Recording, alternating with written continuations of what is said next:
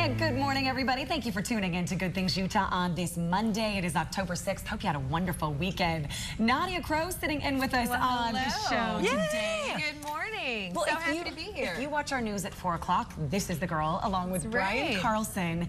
And I love that you got up early to hang out with us today. I did. I do it any time. You know, this is such a different format than what you have in a news show, but you can actually get to talk and say your opinion and really engage with viewers, and so it's fun to be here.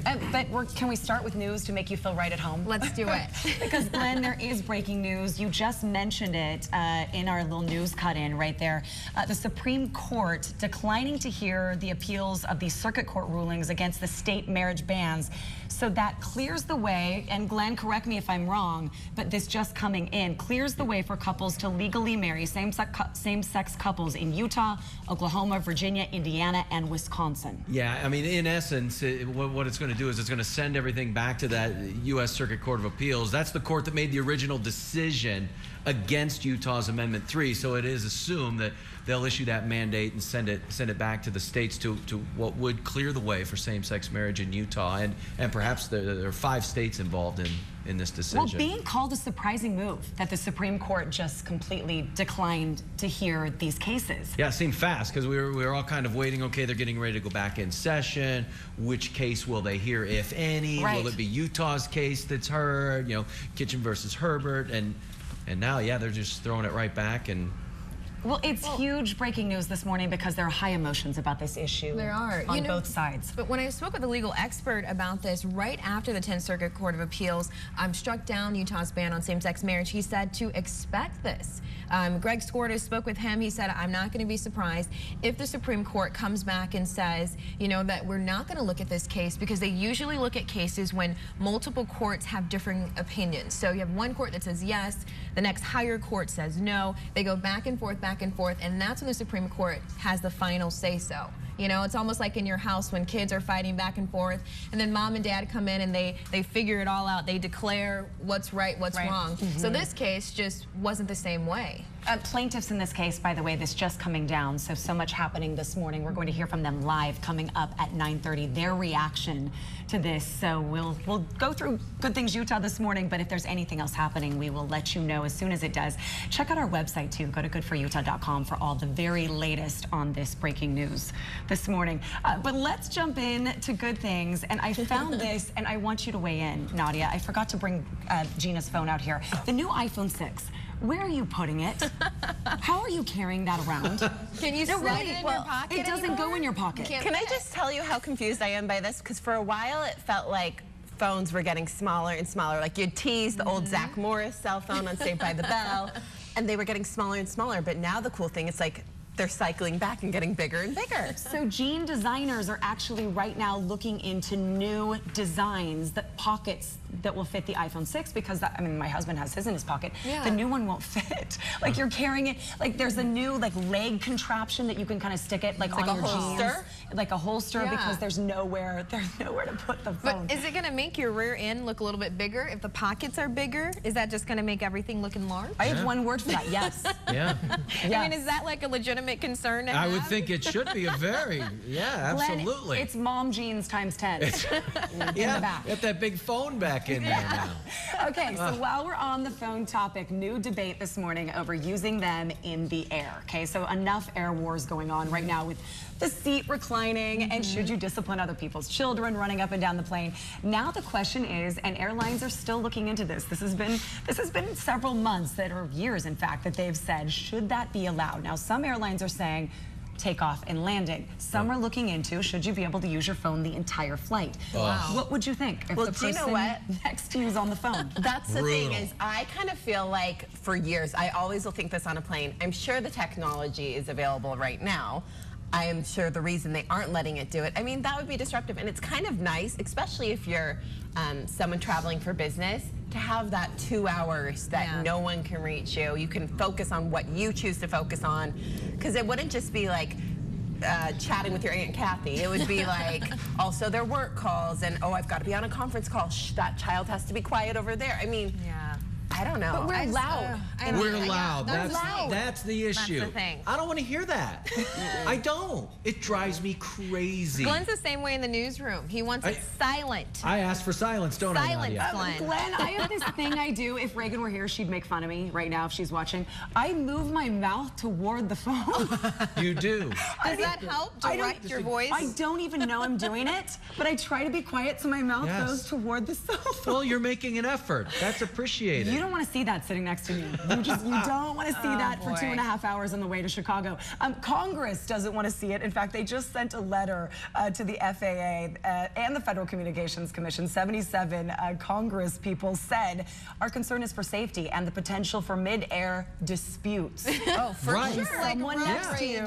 Oh, for sure. I can totally see that. But I also wonder, you know how there's a certain size for your carry-on you're allowed on? As the phones are getting bigger and bigger, are they even going to be able to fit? Oh my, can you imagine? Is it going to be your personal item is your phone? You're sitting next to a Gabby teen girl. Right. And she's talking about Justin Bieber or whatever, and you have to sit from a flight from like New York to LA. Yes. No, closer than you and I right now. You're talking, You're Nadia. stuck. We're closer. That's You right. can't do anything.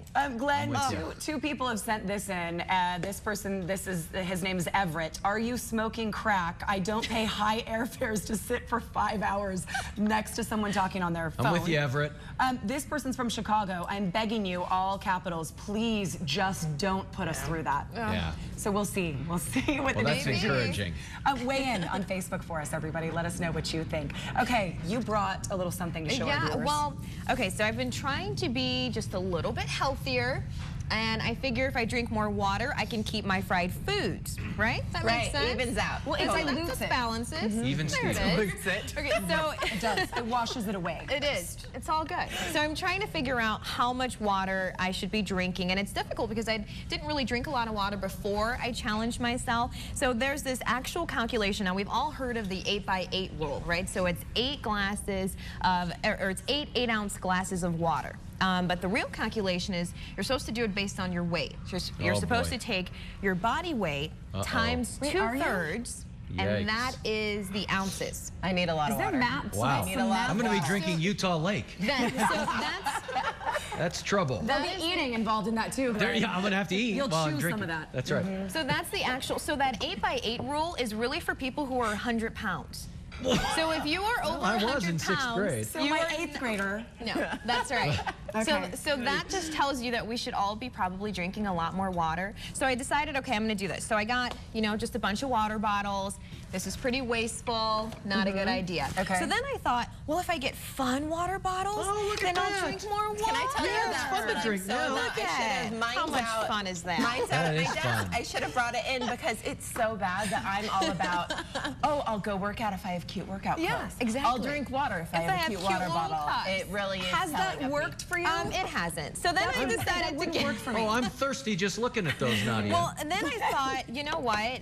I don't like tap water. I just don't. I'm kind of a water You're a snob, snob. I guess. Like my I don't wife. like it. So then I purchased these water bottles that have filters in them. So there's no excuse not to drink water because you can go to a water fountain, fill it up, and you can see the filter right there inside. And that will filter the water. You can get, that's called the Bobble. Brita has its own version. So all of these ways I'm hoping will help me drink more water. Which one are you most successful with? I am most successful with this one, actually, because it's skinny. It's a skinny little water bottle, and I can stick it in my purse. It doesn't take up too much space. Or your jean pocket with Or your my phone? jean, or the new jeans that they're coming out with. But you know, when I think about, I like to be environmentally conscious, you know, and I want to be a good person, then I will come over to my filtered water bottle so I can just use tap water. All right, I feel like it's so great going with being a good person because that totally goes into my topic I've got right now of 9 ways to teach your kids charity. And I'm not going to go through all of the ways. I can put them up on Facebook, but there were some that were interesting to me. I mean, I feel like we all want our kids to be better people. We want to be better people. The first one, I kind of don't know how I feel about this. Throw a charitable birthday party. I feel like maybe your girls would be interested when they're more 10. I couldn't get a 5-year-old to like give up Spider-Man and pizza to be like, and let's organize. Every gift they bring will be for the other kids. Oh, you're not doing that at my kids' age. We'd have to have a sit-down chat about that. Maybe in high school. It would be hard. Well, can I tell you how horrible? I mean, this I really needed because when Brody leaves his toys out all over, I'm like, okay, I'm picking it all up. I'm taking it to DI, whatever's left. He's like, don't take my toys to the poor kids. Don't take my toys. So we've got to work on that. But let me tell you, You're actually a better mom than me. I threaten the garbage can outside. Like I threaten, like that's where it's going. Well, they're going in there and they're not coming out. Ooh, and that's my smart. 9-year-old's eyes went like that. She has a favorite, Nadia. It's a giraffe, and she calls it Raffy. And I always say, do you want Raffy to live outside in the garbage can? Wow. That's okay. That is intense, That's Nisha. how naughty things get at my house. Sometimes you have to extreme measures. But I just want to tell you, some of my favorites from this are start a donation jar. Cute. You know, that's great. You can just throw your empty change, kind of teach your There it kids is. to do that. Shop with a conscience, sponsor a child, of course. Let's put these up on Facebook, and you guys can tell us ways you're teaching your kids how to be charitable. I like that. All right, coming up next, it is a Monday. That means LDS Hospital back on the show. Glad they have their Live Well segment. This is a great one for all you expectant moms out there. Ooh, all right. And coming up later on Good Things Utah. Oh, Gina, your grandbaby's so cute. That's our producer, Gina, put that picture on there so we can admire her cute little baby. LDS Hospital's here. It's Monday, time for our Live Well segment. And Melanie is back on the show. She's a busy lady. She's from labor and delivery at LDS. And we have a great talker today. We're talking about inducing. And I would think so many like potential moms out there, expectant moms, have questions about this. Absolutely. And everybody likes a schedule. Everybody wants to know, especially when you're pregnant. Please tell me when the end is coming. Well, I feel like sometimes I'll be pregnant and I'll be like, okay, it could be 45 weeks, that's fine. Just tell me the exact date my baby will be That you're coming. going Just so I in. know it's not, you want to be able to plan life and say, okay, can I make it to this thing? Can I go to this? Absolutely. Let me just have a date. I think it's really important that we shift our mentality when it comes to pregnancy, because what we want ultimately is a healthy mom and a healthy baby. Although we like our schedules, we want to know when we get to the end of a pregnancy and we're just tired of being pregnant. Well, and you're counting uncomfortable. down from day one. I mean, you have Exactly. your little calendar. You're like, it's this week, it's this next week. Yes. What is an induction?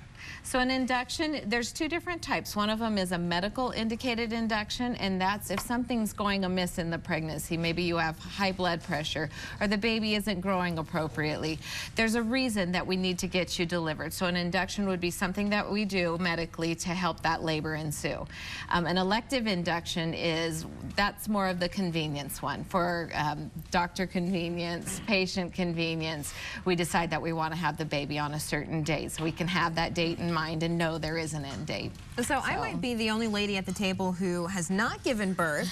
I promised my grandmother it will be sometime in the next decade, okay, so it's coming. But when I hear the word inducing labor, I mean, are there risk factors? Should we be afraid of this, of having this or having it too often? You shouldn't be fearful because it's something that's done based on research and based on evidence, but you do need to use some precautions and work with your provider as you consider an induction. The biggest thing that they're talking about right now is not inducing before 39 weeks. It used to be said that 37 weeks and on, your baby will be just fine. I was astounded to find out that the baby's brain grows a third between 35 weeks and 39 weeks. Wow. Really? So if you say, I want to be induced at 37 weeks, well, what risks are you taking? And are you willing to do that? Well, I've been induced with all three of my boys. The first one was a week after, and so my hospital has rules that if it's your first baby, you have to be at least 41 weeks. If it's before that, every other pregnancy, it's been 39 weeks. Did you go 41? I did with Did you Brody. cry a little? And can I tell you, my sister has 6 kids. She's pregnant with her 7th, but she, for her 6th baby, she's been induced every time. She just really wanted to have that movie moment. Your water breaks, you go into labor. I love that too. So she waited. She was 42 weeks, and she had to be induced. She still had to be induced with her 6th child, 10 pounds. Still my baby, our bodies just really keep the babies in, which is great. Do you want to go to 4? I mean, is that dangerous, healthy? right? Isn't it dangerous? The placenta is meant to last for so long. When you get past 41 weeks, that placenta will start to deteriorate. Your doctor watches you really closely and makes sure that everything's going okay, but ideally you hit 41 weeks, they're going to want to induce your labor. Should this be something that you ask for? Should you be asking your doctor, okay, when can my labor be induced, and at what point is a healthy time? Absolutely. You definitely want to have a relationship where you can talk with your doctor, write those questions down because you forget them when you walk in the doctor's office oftentimes. But having that open communication with him, he will have or she will have that information that will tell you what is best for you, what is best for your baby. Well, and Melanie, you know the best laid plans. Sometimes the baby decides. Oh yeah, babies are in charge. You don't get to choose. That's sometimes. exactly right. Okay, LDS Hospital's labor and delivery, they're so great there. They can answer any questions you have. Go to our website and we'll put all the information right there. It's also on your screen. Goodforutah.com/GTU. Melanie, thank you. You are for being welcome. here. All right, coming up next, everybody, the home show is this week, and we have a sneak preview, Glenn. All right, and coming up later in the Good Things Utah kitchen,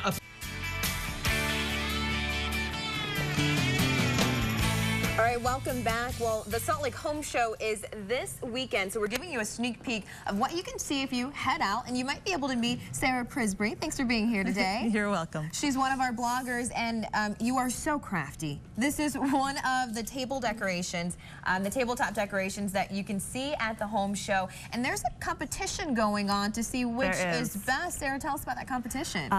Well, my blog is Ashley Marie, and the tabletop competition is between a bunch of different bloggers, and we're each doing tables. There's 6 of us, and so it's a table setting for 6, and we get to design our own table setting and the centerpieces, and I'm a food blogger, and so I'm actually using a lot of edibles in my centerpieces. So I couldn't bring those today, but what I did bring was all the place settings that I'll be using around my table. Where did you get the items that you used? All of these are from Macy's, and there are a lot of great collections. I actually mixed and matched.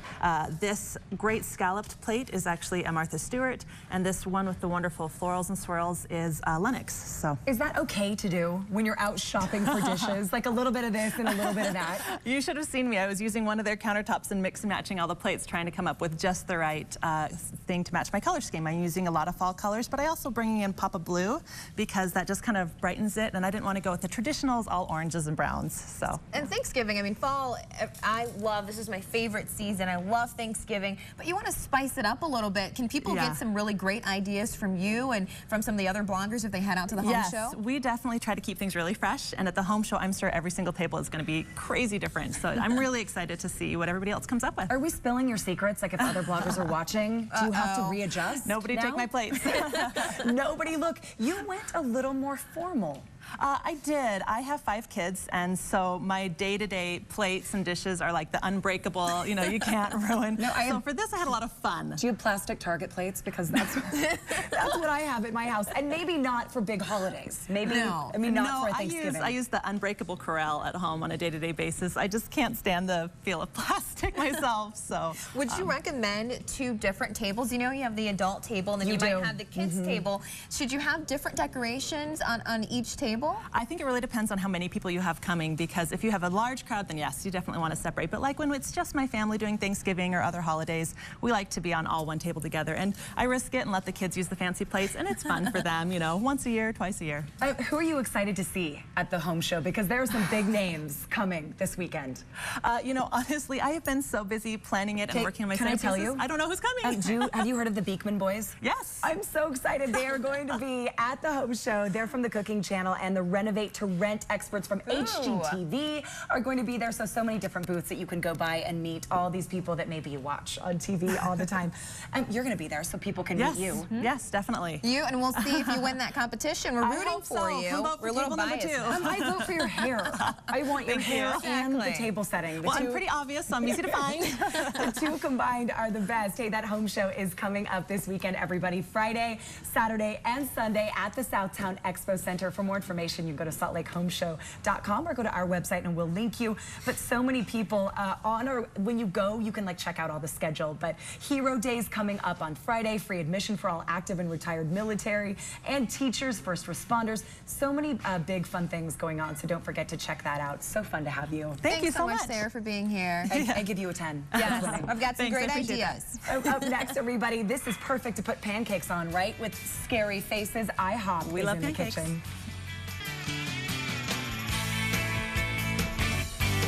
And welcome back, everybody, to Good Things Utah. Busy show today with all of the breaking news. Thank you so much for hanging with us. Brooke Shields, believe it or not, is turning 50 next year. Oh, she still looks amazing. Well, I know, I looks can't amazing. believe it. Can you tell? Well, there's an article in People magazine, and she just completely opened up to them. She says, I don't do these interviews very often, but I wanted to talk to all the women out there about aging. And she says, what's the toughest thing about it? That was the question they asked her. And she says, and I agree, giving up wanting to look like you did at 26. Wow. Well, I think the thing with Brooke Shields is she started as basically like a child star, so we've seen her aging process. Appeared on magazine covers at just the age of 14, and she says, so now here I am decades later. And it's hard to, when people put a side-by-side picture of her then and her now. And she says, when I was in my 20s, the 50s and even 40s sounded absolutely ancient. And when you hit it, you go, no, it's not. No, wait a minute. I don't exactly feel ancient. So she said the toughest part, this is her quote, is letting go of the past. It's more important than I feel good than to have people out there think Brooke Shields looks good. I mean, you have like all of these plastic surgery things that they can do, right? All this advanced technology, but there's something so beautiful about aging gracefully and embracing that. I mean, a plastic surgeon can't put that glow on your face or give you that self-esteem. Well, and I love that you said, she said, what was the quote she was saying about just it's about more important that she feels good than looks good? Because I feel like that confidence is what makes you look good. I feel like being confident in who you are, knowing who you are. I mean, we talk all the time about how I'm like, Nisha, can I just look like you? Oh, gosh. Like, see, I was going to say, be honest, girls, not in your 40s yet. Does that sound like a long way away? And then suddenly you get there and you say, how did this just happen? You do. You know, I'm 41. And you say, wait, when did 41 happen? No, and 30 used to sound old. Now I'm 30 and I'm like, no, that's young. But I look forward to 40 ever since being on the show and hearing about the confidence. You know who you are. You care less about what other people think. I'm not there yet. I care a lot about this. Okay, and I want that for you because this is what's great about 40s and 50s. And ladies, like, tell me if I'm wrong. Brooke agrees. She says you stop comparing yourself to other women and start celebrating other women for who they are and celebrate you for what you've got. Yeah, I mean, love that. You leave that jealousy, the mean girl spirit. I feel like that goes by the wayside, and you just embrace who you are, and you're okay with Nisha being beautiful and having these nice long legs, and me being really close to the ground. You get okay with that. She has daughters, and I think that actually helps because my daughters, I'm so conscious now of what I say about myself if it's negative, even if it's about aging, and if it's not about weight, if it's about aging, they hear negativity, and so she said the same thing. I had to say I'm good because my daughters look up to me. Yeah, and they don't need that. They want to hear that about mom. Anyway, People magazine with her and the issue comes out this week, so you'll have to check it out. It's a very interesting interview. Okay, so don't go away. We have a really special guest coming up. It's Honestly Dance, and they are doing the world famous, right? It's Thriller amazing. performance. I love this show. You've got to stick around to see it. Thanks so much, Glenn. Well, it is Monday, and we have Tema Martin here for Pet of the Week. She is from the Best Friends Animal Society. So who is this cat you have with you today? This is Bachelor. Oh, I think that is perfect for ABC. Perfect, yes. And he is eligible for adoption. Oh, give him a rose, please. I know. He's so pretty. He's a young adult, very large male orange tabby.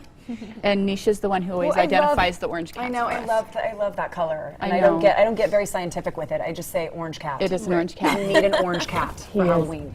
And he is normally very easygoing. He's a little bit nervous here, but he's very affectionate. He gets along well with other cats. He likes to play with toys. He's living in one of the cat colony rooms at Salt Lake County Animal Services.